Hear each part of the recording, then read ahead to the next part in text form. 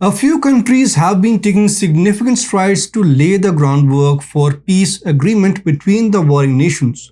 But the kingpin of the EU seems reluctant. Countries like France and China have been trying to end the cycle of violence. Enter Germany, the reluctant protagonist of our story. Hi and welcome to TFI Global, the foreign affairs and geopolitical analysis arm of the TFI Media Group. I'm your host Piyush. Let's begin. As talks of a much-needed ceasefire between Russia and Ukraine gain momentum, one EU country is posing to be a thorn.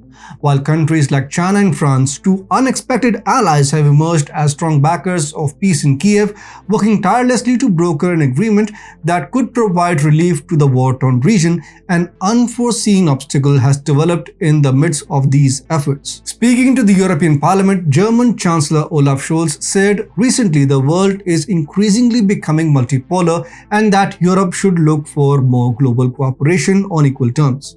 Those who are nostalgic for a dream of a European world power, those who serve national superpower fantasies, are stuck in the past, Scholz said in his speech on Tuesday. This is in direct contrast to French President Emmanuel Macron, who recently called for the EU to become a global power.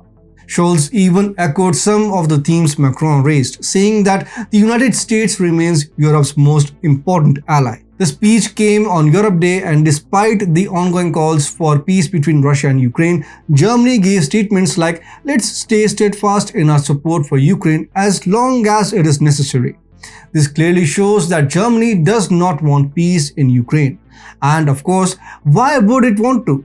Olaf Scholz is anyway behaving like a puppet of the Biden administration. However, its neighbor believes that Germany's memory needs to be jogged. French President Emmanuel Macron is set to visit Germany in early July to discuss European and international politics. Others include key policy issues like finance, energy, and how to deal with China. France is keen to intensify its cooperation with Germany on dealing with Russia's war in Ukraine. According to three people acquainted with the visit's preparations, Macron is set to arrive in Germany on July 2nd and remain until July 4th, with the centerpiece of the visit being a state banquet held by German President Frank-Walter Steinmeier on July 3rd at the Bellevue Palace in Berlin. But what do you think? Will Germany agree to any of France's demands? Germany, as the most ardent supporter of Ukraine, finds itself in the middle of a high-stakes game, with Macron's visit and the presence of the Chinese foreign minister providing an intriguing twist. Will this subtle persuasion be effective in changing Germany's stance? Olaf Scholz's recent statements do not insinuate that happening. Moreover, the country's complicated relationship with the US adds to the intrigue. Germany's desire to preserve cordial relations with the US and hence Ukraine is coming in between. Germany's unflinching support for Ukraine has been a cornerstone of its foreign policy, earning it the reputation of a devoted vassal of the US. While Germany continues to emphasize that President Zelensky holds the key to peace in Ukraine, the underlying currents of yearning for triumph against Russia are difficult to ignore.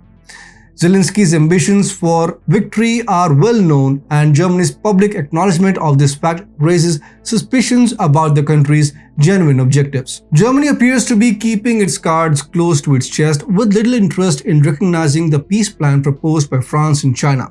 It appears that Berlin has its own goal, and sadly, the pursuit of an advantage over Moscow appears to have taken precedence over Ukrainian calls for peace. But one must pause and reflect. At what cost does Germany's power game come?